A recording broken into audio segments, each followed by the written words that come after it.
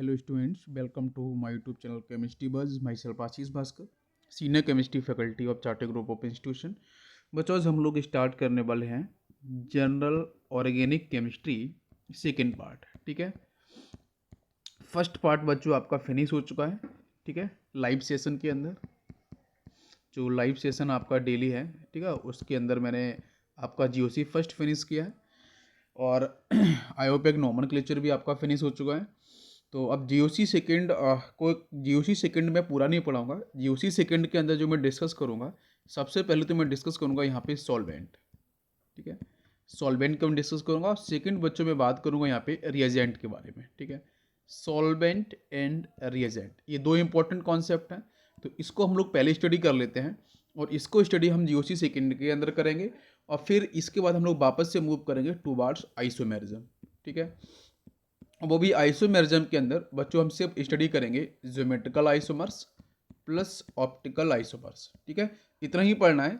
ठीक है, आपको जो 2 डायमेंशनल आइसोमर्स हैं उस पर नहीं जाना है, आपको 3D जो है 3 डायमेंशनल उस पर हम लोग बात करेंगे। ठीक है, तो चलो और ट्यूटोमेरिज्म आपको पता है इंपॉर्टेंट है, वो मैं डिस्कस बिल्कुल करूँगा। तो यूसी सेकेंड के अंदर सबसे पहले मैं डिस्कस करूँगा रिलेटेड टू सॉल्वेंट।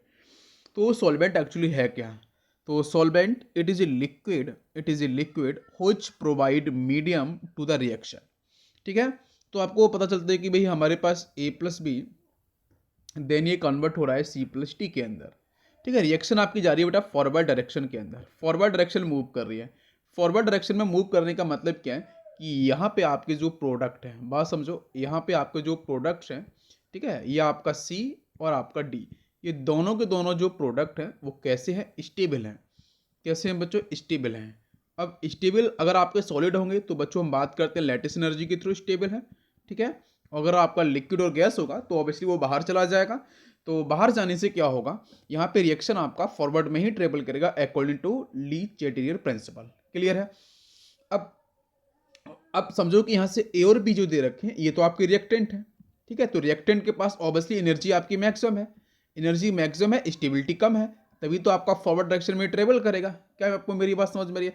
अब इस केस में क्या आपको A+B जो आपको मेन रिएक्टेंट दे रखे हैं, इनके अलावा कुछ और भी रहता है बेटा एरो के ऊपर?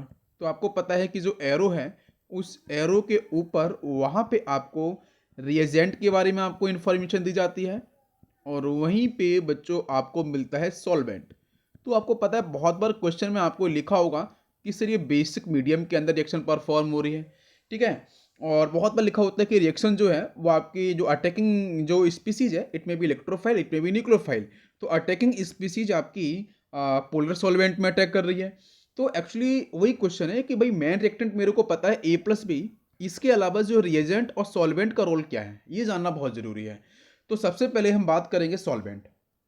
तो सॉल्वेंट के कॉन्सेप्ट को समझना बहुत जरूरी है। तो सॉल्वेंट एक्चुअली होते क्या है वो मैंने आपको पहले बताया। सॉल्वेंट बेसिकली आपके लिक्विड ही आपके होंगे। कैसे होंगे बच्चों? लिक्विड स्टेट में आपको दिखाई देंगे। ठीक है, और वो क्या करते हैं? वो करते हैं provide the medium to the reaction. भाई जो रिएक्शन प्रोसीड हो रही है from left to right direction, और जहाँ पे reactant will convert into product, और आपका वहाँ पे जो रिएक्शन का रेट है वो काफ़ी अच्छा मॉडरेट रिएक्शन है। ठीक है, तो उस केस में आपका सॉल्वेंट का रोल क्या होगा और उसके साथ साथ जो रिएजेंट है वो कैसे अटैक करते हैं in the presence of particular solvent. It may be alkaline, it may be basic, it may भी हम बात कर सकते हैं वहाँ पे आपका प्रोटेक हो सकता है, नॉन प्रोटेक हो सकता है, डिफरेंट आपको मीडियम देखने को मिलेंगे। तो कैसे रिएक्शन आपकी परफॉर्म होंगी, किस तरीके से आपके जो इलेक्ट्रोफाइल है, न्यूक्लियोफाइल हैं, उन पर्टिकुलर सॉल्वेंट की प्रेजेंस में polar protic solvent, polar aprotic solvent, non polar solvent वहाँ पे किस तरीके से रिएक्शन को परफॉर्म करेंगे आपके मेन रिएक्टेंट के साथ, then it will convert into the finally product. तो सॉल्वेंट आपके लिक्विड में समझ में आ गया और ये मीडियम प्रोवाइड करेंगे उस पर्टिकुलर केमिकल रिएक्शन को जो A+B कन्वर्ट हो रहा है C+D के अंदर। क्या सभी को बात समझ में आ गई इतना?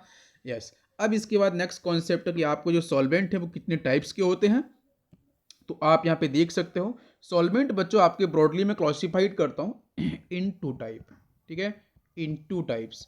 ठीक है, 2 टाइप में आपको सॉल्वेंट देखने को मिलेंगे। इसमें पहला केस आपको मिलेगा that is the polar solvent, और सेकेंड केस आपको मिलेगा that is the non polar solvent.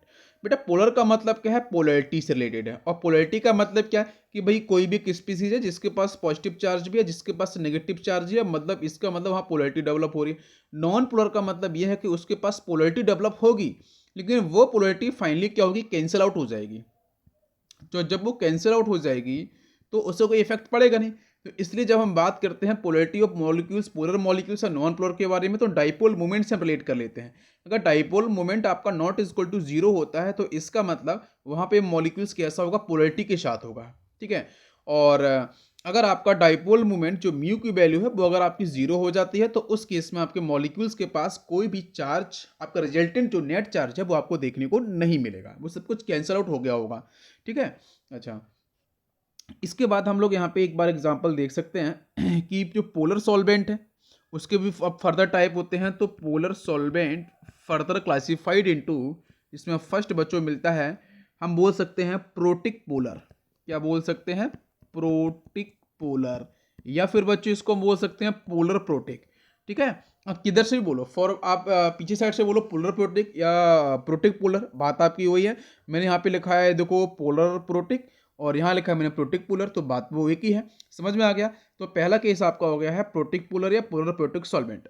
हम बात कर रहे हैं पोलैरिटी से रिलेटेड, जहाँ पे डाइपोल मोमेंट की वैल्यू बच्चों जीरो नहीं है, जीरो से आपकी डिफरेंट है।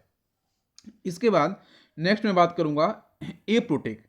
तो क्वेश्चन ये है कि आपके जो पोलर ए प्रोटिक, ये तो आपका फर्स्ट केस हो गया। सेकंड केस में ले रहा हूं पोलर ए प्रोटिक। पोलर, पोलर तो ऊपर से मिल रहा है, नीचे आपका यहाँ पे ए प्रोटिक। तो पोलर ए प्रोटिक सॉल्वेंट हमारे कौन से होंगे उस पर भी हम लोग स्टडी करेंगे। शॉर्ट में बच्चों यहाँ पे लिखेंगे हम लोग, बहुत जगह लिखा होता है पीपीएस का मतलब है पोलर प्रोटिक सॉल्वेंट या प्रोटिक पोलर सॉल्वेंट, और पोलर ए प्रोटिक सॉल्वेंट का मतलब पीएस। नेक्स्ट आपका नॉन पोलर सॉल्वेंट, जहाँ पे आपको डाइपोल मोमेंट आपको जीरो देखने को मिलेगा, मतलब यहाँ पे आपकी प्लेन ऑफ सिमेट्री। हम जब बेसिकली बच्चों बात करते हैं तो आपको मैंने डिस्कस भी पहले किया है थोड़ा सा, लेकिन मैं अभी और डिस्कस करूंगा कि आइसोमेरिज्म के अंदर, ठीक है, element of symmetry, element of symmetry के अंदर plane of symmetry, axis of symmetry, centre of symmetry, ठीक है।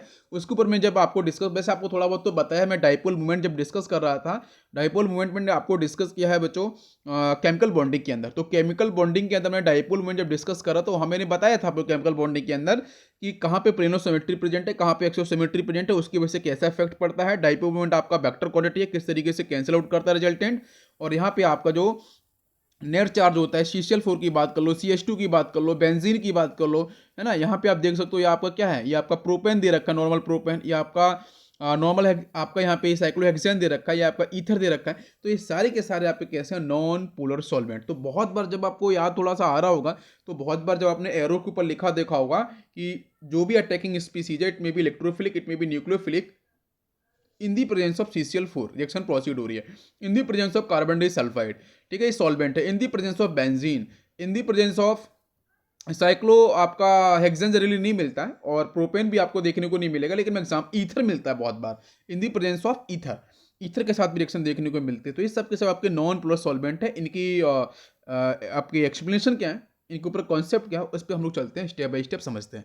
तो पहली चीज़ तो ये आप समझेंगे बेटा, यहाँ पे सॉल्वेबिलिटी प्रिंसिपल का मतलब क्या है। तो सॉल्वेबिलिटी प्रिंसिपल का बेसिक मतलब होता है लाइक डिजॉल्व लाइक।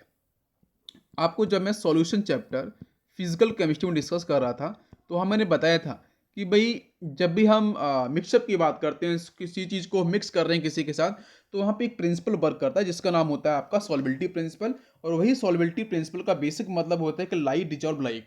भाई पोलर अगर होगा तो पोलर के साथ ही डिजॉल्व होगा, अगर नॉन पोलर होगा तो नॉन पोलर के साथ ही डिजॉल्व होगा। ये आपको बात समझ में आ रही है। तो जिस टाइप का आपका सॉल्यूट होगा वो उसी टाइप के सॉल्वेंट में डिजॉल्व होगा। अगर आपका पोलर पोलर सॉल्यूट हुआ तो डेफिनेटली वो पोलर सॉल्वेंट के साथ ही आसानी से मिक्सअप होना चाहेगा। ये आपका नीचे वाला है बच्चों सॉल्वेंट, ठीक है। और अगर आपको मिल रहा है नॉन पोलर सॉल्यूट, तो वो आपके नॉन पोलर सॉल्वेंट के साथ आसानी से मिक्सअप होना चाहेगा। ऐसा बोलता है हमारे universal rules, that is of solubility principle. अच्छा, तो नीचे लिखा है पोलर कंपाउंड भी dissolve in polar solvent and non polar compound are dissolve in non polar solvent. तो पहले हम बात कर लेते हैं, यहाँ पे आपका पहला पॉइंट आ जाएगा भाई पोलर प्रोटिक या आपके प्रोटिक पोलर सॉल्वेंट। तो इसको देखो, मैं आपको पहले समझाता हूँ, ठीक है। देखो, तो सबसे पहले हम लिख लेते हैं यहाँ पे प्रोटिक पोलर या फिर आप लिख लो पोलर प्रोटिक, बात एक ही है, ठीक। कंफ्यूजन आपको नहीं होना, डिफरेंट बुक के साथ डिफरेंट। तो पहला पॉइंट है कि बच्चों यहाँ पे लिखा है protic. Protic word is totally related with H plus ion, proton से उसको रिलेट करते हैं। मतलब ऐसे स्पीसीज, मैं यहाँ पे लिख देता हूँ, ऐसे species which release H plus ion, जो H प्लस आयन प्रोटॉन को रिलीज करते हैं उनको बोलते हैं पोलर प्रोटिक सॉल्वेंट, ठीक है, पहली चीज। सेकेंड पॉइंट, यहाँ पे जो आपकी डाई इलेक्ट्रिक कांस्टेंट वैल्यू है, ध्यान देना, डाई इलेक्ट्रिक कांस्टेंट वैल्यू है ना, dielectric constant value in case of polar protic या प्रोटिक पोलर सॉल्वेंट बहुत ही हाई होती है। कैसी होती है बच्चों, ध्यान दो ध्यान से, बहुत ही इंपॉर्टेंट है, इंपॉर्टेंट कॉन्सेप्ट है। In case of polar protic solvent आपकी डाइलेक्ट्रिक कांस्टेंट वैल्यू कैसी होती है, हाई होती है, ध्यान रखना है इसको, ठीक है। नेक्स्ट हम बात करेंगे थर्ड कॉन्सेप्ट की तरफ। थर्ड कॉन्सेप्ट के अंदर मैं बताऊंगा कि यहाँ पे पोलर प्रोटिक सॉल्वेंट के अंदर जब कोई मॉलिक्यूल्स आपको दिया जाएगा तो बच्चों वो सेपरेट आउट होता है, ठीक है। तो मैं लिखूंगा कि वो मॉलिक्यूल्स आपका सेपरेट हो जाएगा, एक तो कैटायन के अंदर और दूसरा पार्ट एनायन के अंदर। तो पोलर प्रोटिक सॉल्वेंट के अंदर कैटायनिक और एनायनिक स्पीसीज आपको देखने को मिलेगी। नेक्स्ट पॉइंट हम बात करते हैं, जो पोलर प्रोटिक या प्रोटिक पोलर जो सॉल्वेंट हैं वो आपके जनरली SN1 रिएक्शन को सपोर्ट करते हैं, ठीक है। SN1 रिएक्शन को सपोर्ट करते हैं, मैं बोल रहा हूँ जनरली, नॉट ऑलवेज, ठीक है। कुछ एक्स्ट्रा केसेस भी आएंगे जहाँ पे सपोर्ट नहीं करेगा, उसके बारे में डिस्कस करूंगा, लेकिन जनरली मैं बोलूँ तो आपके 95% जो रिएक्शंस होंगी आपकी SN1 वाली, वो आपकी पोलर प्रोटिक सॉल्वेंट के थ्रू ही कैरी आउट की जाएंगी। या फिर आप रिवर्स करके बोल सकते हो, अगर आपके एरो के ऊपर पोलर प्रोटिक सॉल्वेंट दे रखा है तो रिएक्शंस आपकी जनरली SN1 मैकेनिज्म से ही होगी, जिसको बोलते हैं बन का यूनिमोलिकुलर न्यूक्लियोफिलिक सब्स्टिट्यूशन रिएक्शन। इसके कुछ हम बेसिक एग्जांपल यहाँ पे देख सकते हैं, जैसे आपका वाटर मॉलिक्यूल्स हो गया H2O, जैसे आपका यहाँ पे ले सकते हैं इथाइल एल्कोहल C2H5OH ना, और भी आप थिंक कर सकते हो, जैसे मैं ले सकता हूँ एसिटिक एसिड, ये आपको लिखा हुआ मिल सकता है एरो पे, या फिर आपका इथाइल अमाइन भी लिखा हुआ मिल सकता है, ठीक है, इथाइल अमाइन, ठीक है। ऐसे कुछ पर्टिकुलर कंपाउंड आपको दिए जाएंगे। ये सारे के सारे कंपाउंड कैसे होते हैं, आपके प्रोटिक पोलर या पोलर प्रोटिक सॉल्वेंट के पॉइंट को डिफाइन करते हैं। तो यहाँ पे एक बार देख लेते हैं, पीपीएस में क्या है, polar in nature, having the acidic H plus, acidic hydrogen होगा तो H प्लस आयन आपको मिलेगा। हाइड्रोजन बॉन्डिंग इज पॉसिबल, यहाँ पे हाइड्रोजन बॉन्डिंग भी बहुत बार देखने को मिलती है, आप देख सकते हो वाटर के साथ होती है, आपके इथाइल अल्कोहल के साथ है, आपके एसिटिक एसिड के साथ है ना, तो आपके इथाइल अमाइन है क्योंकि इनके पास प्रेजेंट है आपके इलेक्ट्रोनेगेटिव एटम, जिसकी वजह से आसानी से यहाँ पे हाइड्रोजन बॉन्डिंग भी देखने को मिल जाती है। बहुत सारे एग्जाम्पल है, वाटर मॉलिक्यूल से एल्कोहल है, यहाँ पे फिनॉल है, एरोमेटिक अल्कोहल है, अमाइन है, आपका अमोनिया है, अमाइन है 1 डिग्री, सेकेंड डिग्री यहाँ पे आपका एसिटिक एसिड है, HF है आपका फ्लोराइड। नेक्स्ट आपका देखो थाइल अल्कोहल भी आ गया। नेक्स्ट आपका देखो यहाँ पे एसिड ऑक्सी एसिड H3PO4 और आपका सल्फ्यूरिक एसिड, ठीक है। तो ये सारे के सारे एग्जांपल आपके पोलर प्रोटिक सॉल्वेंट के हैं, समझ में आपको आ गया होगा। SN1 के बारे में भी मैंने एक्स्ट्रा आपको बता दिया, ठीक है। अच्छा, अभी क्वेश्चन है कि यहाँ पे जब मैं मिक्सअप करता हूँ तो यहाँ पे क्या रिजल्टेंट आपको देखने को मिलेगा, तो जरा इस पर फोकस कर लेते हैं। जैसे मान के चलो हमारे पास इस तरीके से एक कंटेनर है, एक बीकर है, ठीक है। इस बीकर के अंदर मैंने क्या किया, एक पोलर प्रोटिक सॉल्वेंट को मैंने ऑलरेडी फिल करके रखा है, जिसका नाम है आपका वाटर मॉलिक्यूल्स, ठीक है। तो वाटर का मतलब क्या है कि वो H प्लस एन आसानी से देता है, तो मतलब this is a polar protic solvent या प्रोटिक पोलर सॉल्वेंट हम बोल सकते हैं।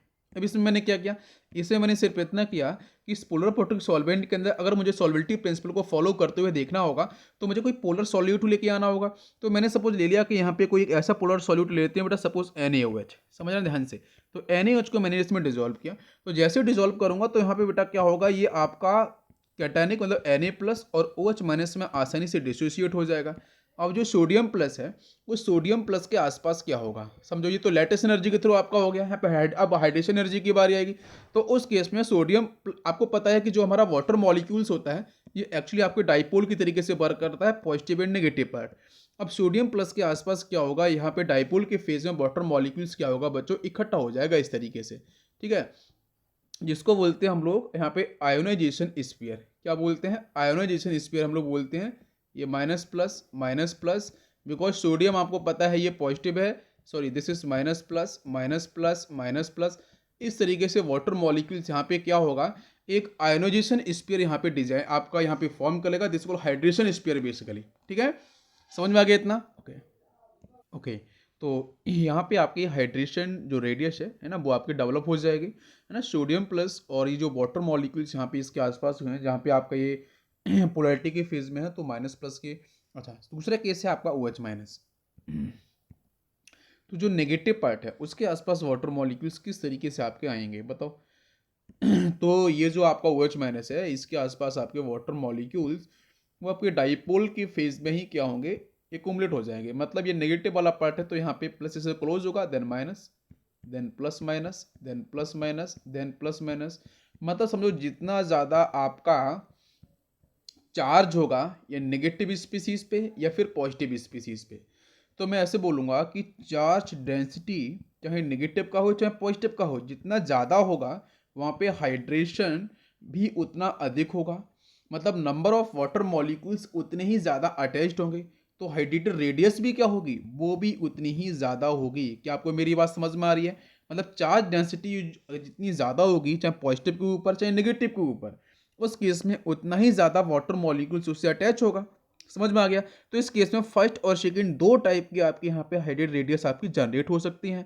ठीक है, एक प्राइमरी और एक आपकी सेकेंडरी, ये आपको ध्यान रखना है। तो आपको समझ में आ गया कि NaOH कैसा है, पोलर है, वाटर मॉलिक्यूल से पोलर है, आसानी से सॉल्युबिलिटी को डिफाइन करेगा। इतना क्लियर हो गया? अच्छा, तो polar protic solvent can dissolve cation as well as anion part of reagent. ठीक है, तो जो आपका यहाँ पे रिएजेंट था, रिएजेंट क्या है बच्चों? NaOH। बात समझो, NaOH इज ए रिएजेंट। तो NaOH जो रिएजेंट है उसके पास पॉजिटिव पार्ट भी है, नेगेटिव पार्ट भी है, दोनों पार्ट आसानी से क्या होंगे आपके, डिसॉल्व हो जाएंगे। ठीक है, और डिसॉल्व होंगे आपके पोलर प्रोटिक सॉल्वेंट के साथ। समझ में आ गया यहाँ तक? अब चलते हैं नेक्स्ट पॉइंट पे, पोलर ए प्रोटिक सॉल्वेंट की तरफ। तो पोलर ए प्रोटिक जो हमारी सॉल्वेंट है उसको हम कैसे समझेंगे? इसको हम लोग ए प्रोटिक पोलर सॉल्वेंट भी बोलते हैं। ठीक है, ए प्रोटिक पोलर सॉल्वेंट। ठीक है, इसको हम इस तरीके से भी क्या कर सकते हैं, कॉल कर सकते हैं। ठीक है, अब ये होते क्या है, तो यहाँ पे आप बात समझो, इसका नाम है ए प्रोटिक। ए प्रोटिक का मतलब नॉन प्रोटिक, जो मतलब H प्लस आयन को नहीं देगा, प्रोटॉन को रिलीज नहीं करेगा। तो हम सिंपल बोलेंगे कि जो प्रोटॉन्स को रिलीज नहीं करेंगे, जो H प्लस आयन नहीं देंगे, वो आपके हो जाएंगे ए प्रोटिक पोलर सॉल्वेंट। ठीक है, मतलब पोलरिटी है लेकिन H प्लस आयन को रिलीज नहीं करेंगे, बस इतना ध्यान रखना। सेकंड पॉइंट के बारे में बात करेंगे, फर्स्ट पॉइंट सेकंड पॉइंट के बारे में। तो आपका डाइलेक्ट्रिक जो कांस्टेंट वैल्यू होती है for the A protic polar solvent, ये कैसी होती है, काफ़ी लो होती है। लेकिन फर्स्ट केस में क्या थी, प्रोटिक पोलर में या पोलर प्रोटिक के अंदर काफ़ी हाई थी, है ना। ऐसे क्वेश्चंस आपसे मिल सकता है एंड मैथमेटिकल क्वेश्चंस भी दे सकते हैं। तो आपको जो डायरेक्ट कांस्टेंट वैल्यू जिसकी अगर हाई होगी, तो मतलब वो आपके पोलर प्रोटिक सॉल्वेंट को डिफाइन करेगा। पोलरिटी दोनों के पास है लेकिन वो H प्लस आयन देगा या H प्लस आयन नहीं देगा, जहाँ पे आपकी डायरेक्ट कांस्टेंट वैल्यू काफ़ी कम होगी। समझ में आ गया? ओके। इसके बाद नेक्स्ट पॉइंट ये आता है कि आपका ये जो ए प्रोटिक पोलर सॉल्वेंट है किसको सपोर्ट करता है, SN1 SN2 को। तो मेरा आंसर जाएगा SN2 के लिए। तो जो SN2 की जो भी लगभग आपकी 95% जो केमिकल रिएक्शंस हैं, है ना, मैं उसको ऐसे बोल सकता हूँ कि अगर आपको एरो के ऊपर ले दे रखा है पोलर ए प्रोटिक सॉल्वेंट, तो वो डेफिनेटली आपके SN2 मैकेनिज्म की तरफ आपका मूव करेगा। ठीक है, या फिर SN2 रिएक्शंस अगर परफॉर्म हो रही है, तो आपको 95% केस में या जनरली आपको क्या मिलेगा, वहाँ पे पोलर ए प्रोटिक सॉल्वेंट देखने को मिलेगा। नेक्स्ट पॉइंट है कि जो पोलर ए प्रोटिक सॉल्वेंट होते हैं वो किसको डिसॉल्व करते हैं। आपके सामने जो एक मैंने सॉल्यूट दिया है ना, या फिर कोई अटैकिंग स्पीसीज दे रखी जिसके पास कैटायनिक पार्ट भी होगा, एनायनिक पार्ट भी होगा। तो क्वेश्चन है कि एक तरफ कैटायनिक पार्ट है, एक तरफ एनायनिक पार्ट है, और ये दोनों के दोनों जो कॉम्बिनेशन है, ये मैं बात कर रहा हूँ रिएजेंट को लेके। तो रिएजेंट में कैटायनिक को जो एनायनिक पार्ट है, लेकिन जो पहला केस था उसमें पोलर प्रोटिक सॉल्वेंट में दोनों ही डिसॉल्व हो रहे थे, लेकिन पोलर ए प्रोटिक सॉल्वेंट के अंदर सिर्फ सिर्फ आपका कैटाइन डिसॉल्व होता है। ये बात आप ध्यान रखना, मैं अभी बताऊंगा अभी इसके बारे में। पोलर ए प्रोटिक सॉल्वेंट के अंदर सिर्फ सिर्फ आपका कैटाइन डिसॉल्व करता है in polar A protic solvent. ध्यान, एनाइन डिसॉल्व आपका नहीं करता है पोलर ए प्रोटिक सॉल्वेंट के अंदर। ये बात आपको समझ में आ गई। नेक्स्ट पॉइंट आपका ये है, यहाँ पे एक फोर्स ऑफ अट्रैक्शन वर्क करता है। ठीक है, यहाँ पे एक फोर्स ऑफ अट्रैक्शन वर्क करता है जब आपके रिएजेंट, जो रिएजेंट में आपका कैटायनिक पार्ट और पोलर ए प्रोटिक सॉल्वेंट के जब आपके यहाँ पे सॉल्युबिलिटी डिफाइन करी जाती है, तो यहाँ पे एक फोर्स ऑफ अट्रैक्शन वर्क करता है जिसका नाम होता है डाइपोल डाइपोल इंट्रैक्शन। ठीक है, मैं यहाँ पे लिखूंगा डाइपोल डाइपोल इंट्रैक्शन, जो फोर्स ऑफ अट्रैक्शन यहाँ पे वर्क करता है, ठीक है, सॉल्यूट और सॉल्वेंट के साथ, है ना, फिर रिएजेंट और सॉल्वेंट के साथ, और रिएजेंट के अंदर से आपका कैटानिक पार्ट आपका सॉल्बिलिटी डिफाइन करेगा, आपका एनिक पार्ट करेगा नहीं। तो जो फोर्स ऑफ अट्रैक्शन डिफाइन करते हैं that is the dipole dipole interaction, ठीक है। तो डाइपोल डाइपोल जो इंट्रैक्शन है वो आपका यहाँ पे आपको परफेक्टली आपको यहाँ पे दिखाई देता है, और इस पर्टिकुलर फोर्सेस के थ्रू यहाँ पे क्या होता है, सॉल्बिलिटी आपकी डिफाइन करी जाती है। अब इससे कुछ एग्जांपल्स भी हैं, वो एग्जांपल्स आपको, एक तो पहला हो गया डीएमएफ हो गया, ठीक है, डीएमएफ हो गया, ठीक है, ये यार पे लिखा मिलेगा, ये फिर आपका होगा डीएमएसओ होगा, ठीक है। और इसकी मैं फुल फॉर्म बताऊंगा, पहले आपका डीएमएफ क्या है, डाईमिथाइल फॉर्मल्डिहाइड, ठीक है। और नेक्स्ट आपका इस डीएमएफ का टीएचएफ हो सकता है, ठीक है, टेट्राहाइड्रोफ्यूरॉन, ठीक है, और आपका डाईथाइल ईथर भी हो सकता है, ठीक है, डाई इथाइल ईथर, ठीक है, तो डाईथाइल ईथर भी आपको देखने को यहाँ पे मिल सकता है। समझ में आ गया? चलो, तो इसके बाद हम लोग बात करेंगे यहाँ पे कुछ और एक्सप्लेनेशन को लेके। तो देखो, पोलर एपोटिक सॉल्वेंट के अंदर पहला पॉइंट है आपका कि भाई यहाँ पे जो पोलरिटी मिल रही है इसकी वजह से हम क्या बोल सकते हैं कि भाई यहाँ पे ये मॉलिक्यूल्स कैसे होंगे, ये पोलर इन नेचर होंगे। सेकेंड पॉइंट है do not have acidic hydrogen, बिल्कुल सही, एच बॉन्डिंग यहाँ पे पॉसिबल होगी नहीं, बिकॉज H प्लस आइन जो आपका है वो तो देखने को मिलेगा ही नहीं, तो कोई एच बॉन्डिंग नहीं होगी। इससे एग्जाम्पल समझ लो आप, पहला आपका देखो एसीटोन है, नेक्स्ट आपका यहाँ पे सल्फर के साथ डिफाइन किया गया है कीटोनिक पार्ट, नेक्स्ट आपका यहाँ पे देखो ये एस्टामाइड कंडीशन, यहाँ पे आपको समझना ये पड़ेगा कि जो पहला वाला केस है वो आपका एसीटोन है, और सेकेंड वाला है वो आपका DMSO, ठीक है, और नेक्स्ट केस है आपका DMF, ठीक है, और ये आपका है DMA, ठीक है, और नेक्स्ट है आपका यहाँ से देखो ये आपको दे रखा है THF, ठीक है, और नेक्स्ट आपका CH3CN। तो ये कुछ कॉमन एग्जाम्पल है, ये आपको रिएक्शन में जब कोई भी रिएक्शन परफॉर्म होगी तो वहाँ पे आपको दे रखा होगा, और इन रिएजेंट के हेल्प से भी आपको दिए जाएंगे एरो के ऊपर, तो उस पर्टिकुलर रिएक्शन के अंदर इन पर्टिकुलर जो आपके सॉल्वेंट हैं, ठीक है, इन सॉल्वेंट की हेल्प से आपको आइडिया हो जाएगा कि यहाँ पे आपका जो रिएक्शन है वो किस तरीके से प्रोसीड किया जाएगा, ठीक है। अच्छा, जैसे एग्जाम्पल देखो, मैंने NaOH को डिजोल्व किया है, एक एग्जाम्पल लिया है मैंने पोलर एपोटिक का, और वो एग्जाम्पल लिया है मैंने आपका यहाँ पे एसीटोन का। तो क्या होगा, समझो ध्यान से कि जैसे मैंने NaOH को डाला तो Na प्लस और नो डाउट आपको OH माइनस मिलेगा, ठीक है। अभी Na प्लस ये आपको एक्वस मीडियम रहता है, Na प्लस और OH माइनस आपको मिलेगा। अब इसके सामने आपका एसीटोन, तो एसीटोन आपको पता है C double bond O CH3 NCH3। इसमें सीन क्या होगा, मैंने बोला था इसमें पॉजिटिव पार्ट ही आपको डिजोल्व होता है, जो नेगेटिव पार्ट है वो डिजोल्व नहीं होता है। तो इसमें क्या होगा, इसमें आपको पता है because difference electronegativity of carbon and oxygen, तो आपका जो इलेक्ट्रॉन है वो किधर मूव करेगा, 2 बार्स ऑक्सीजन। तो इस केस में इस ऑक्सीजन के पास डेल्टा माइनस चार्ज, इसके पास डेल्टा पॉजिटिव चार्ज, ठीक है। अब जो नेगेटिव पार्ट है यहाँ पे जो सोडियम दिख रहा है वो सोडियम के आसपास क्या होगा, ये डाइपोल की फेज में आपका ये जो एसीटोन दिख रहा है ना, ये डाइपोल की फेज में, ये डाइपोल की फेज मतलब नेगेटिव और पॉजिटिव, इसके फेज में जाके सोडियम प्लस के अराउंड आसानी से इकट्ठा हो जाएगा, ठीक है। और OH माइनस आपको पता है नेगेटिवली चार्ज स्पीसीज है, इलेक्ट्रॉन रिच स्पीसीज है, तो उस केस में आप ये समझो क्या कॉन्सेप्ट ऐसा हो सकता है, ये बात समझो ध्यान से। यहाँ पे OH माइनस और CH3 भी इलेक्ट्रॉन रिच होता है, और ऊपर O माइनस भी आपका वो इलेक्ट्रॉन रिच है, तो इस कार्बन के पास जो पॉजिटिव चार्ज है तो यहाँ से OH माइनस अटैक करना चाहेगा, या तो फ्रंट से अटैक करेगा या फिर बैक साइड से अटैक करेगा। तो बैक साइड पे 2 CH3 है, बल्कीनेस है, और इसकी वजह से यहाँ पे आपको मौका ही नहीं मिलेगा OH माइनस को उस कार्बन जिसके पास पॉजिटिव चार्ज है उस पर अटैक करने के लिए। लेकिन फ्रंट से आपका समझो, फ्रंट से अगर अटैक करेगा तो ऑक्सीजन के पास लॉन पेयर्स भी है, नेगेटिव चार्ज है, तो वहाँ से अटैक भी नहीं कर पाएगा। इसलिए जो आपके नेगेटिव पार्ट होते हैं, तो नेगेटिव पार्ट की जो सॉल्बिलिटी है वो डिफाइंड नहीं होती है in case of polar aprotic solvent, ठीक है। तो उसके पीछे रीजन आपको मैंने बता दिया, इसको आपको ध्यान रखना है, क्लियर। अच्छा, इसके बाद नेक्स्ट पॉइंट है कि polar aprotic solvent dissolve only cationic part of reagent. अब इसके बाद मैं नेक्स्ट एक्सप्लेनेशन आपको ये डिस्कस करूंगा, ये तो जेई मेंस का पार्ट हो चुका है, एडवांस भी इसमें कवर में करूंगा। नेक्स्ट पॉइंट है कि यहाँ पे मैं एक increasing order of aprotic polar solvent भी आपको डिफाइन करूंगा, ठीक है। तो उसको जरा लेते हैं उस सेक्शन को। डिक्रीजिंग ऑर्डर, ये एक्चुअली स्ट्रेंथ के बारे में हम लोग बात कर रहे हैं कि जो एपोटिक पोलर सॉल्वेंट आपको दिए जाएंगे, ठीक है, उन एपोटिक पोलर सॉल्वेंट में किसकी स्ट्रेंथ आपकी मैक्सिमम है, किसकी स्ट्रेंथ आपकी कम है, ठीक है।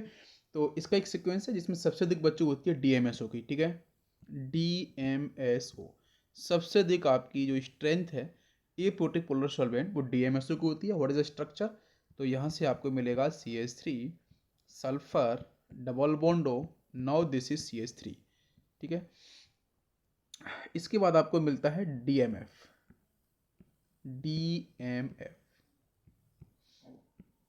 DMF का जो स्ट्रक्चर है ना, उसको आप देख लो यहाँ पे। Now this is a carbon double bond oxygen hydrogen, this is a nitrogen and CH3 and CH3, one is a lone pair. इसके बाद अगर मैं यहाँ पे स्ट्रेंथ की बात करता हूँ तो नेक्स्ट बच्चों आता है HMPTA, ठीक है। ये आपका है पोलर एरोपोटिक सॉल्वेंट, जिसका नाम होता है हेक्सामिथाइल फॉस्फोरिक ट्राईएमाइड, ठीक है। यहाँ पे ये इसका नाम होता है। तो HMPTA कैसे बनेगा? हेक्सामिथाइल है और ये फॉस्फोरस के साथ यहाँ मिलता है डबल बॉन्डो और नाइट्रोजन नाइट्रोजन एंड नाइट्रोजन, और एक नाइट्रोजन के पास आपको मिलेंगे 2 CH3 और बाकी मिलेगा एक लोन पेयर। और सेम यहाँ पे आपको 1 CH3 2 CH3 one is a lone pair and CH3 and is a lone pair. This is HMPTA, समझ में आ गया। इसके बाद आपको मिलता है एसीटोन और ये आपका है CH3C double बॉन्डो, now this is CH3। और फिर आता है THF आपका ये रहा ऑक्सीजन के साथ एक लोन पेयर और ये दूसरा, ठीक है, ये THF। इसके बाद आपको मिलता है डाई इथाइल ईथर, मतलब C2H5 ऑक्सीजन एंड C2H5। तो ये आपका एक इंक्रीजिंग ऑर्डर का एक स्ट्रेंथ के बेस पे लिखा है मैंने, ए प्रोटिक पोलर सॉल्वेंट। तो जब भी कभी आपको अगर ए प्रोटिक पोलर सॉल्वेंट की रिक्वायरमेंट पड़ती है किसी भी रिएक्शन मैकेनिज्म को मॉडरेटिव देने के लिए, आप डेफिनेटली यूज कर सकते हो अच्छा सॉल्वेंट, और उसका नाम है आपका DMSO। और DMSO अगर अवेलेबल नहीं है तो आप DMF का यूज़ कर सकते हो, HMPTA का यूज़ कर सकते हो, और ये आपका एक पर्टिकुलर सीक्वेंस है ना। ये आपको थोड़ा सा यहाँ पे ध्यान रखना पड़ेगा। अब हम बात करेंगे नॉन पोलर सॉल्वेंट की तरफ, ठीक है।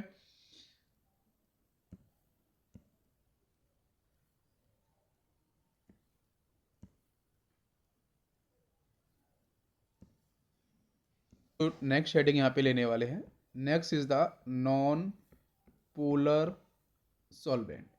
तो इसके पहले हम लोगों ने बात करी कि पोलर प्रोटिक सॉल्वेंट क्या है, पोलर एप्रोटिक सॉल्वेंट क्या है, नेक्स्ट होगा आपका नॉन पोलर सॉल्वेंट। तो इसमें आपका नॉन पोलर का मतलब है कि जहाँ पे आपको पोलरिटी नहीं मिलेगी।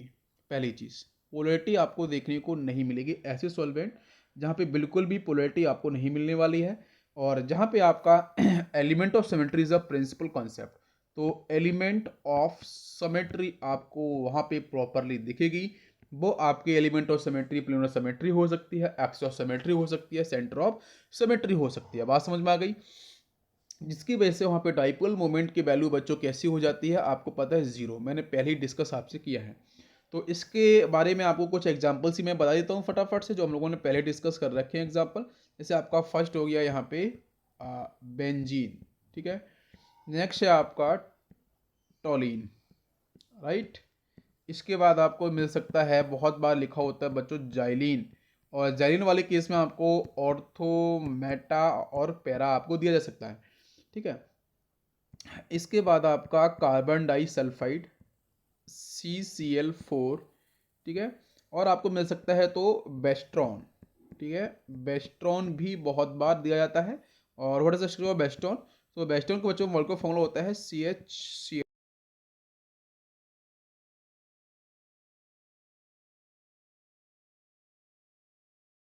अच्छा, बेस्ट्रॉन। इसके बाद आपका बेस्ट्रासॉल भी बहुत जगह लिखा होता है, ठीक है, बेस्ट्रोसॉल।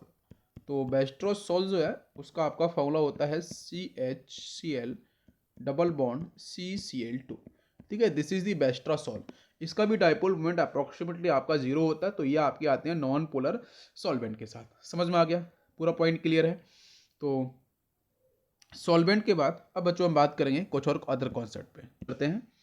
तो इस लेक्चर के अंदर बच्चों सॉल्वेंट के बारे में मैंने आपको इन्फॉर्म किया है काफ़ी कुछ। इसके बाद नेक्स्ट कॉन्सेप्ट आपका आएगा रिएजेंट के बारे में, ठीक है। Thank you, thanks for watching.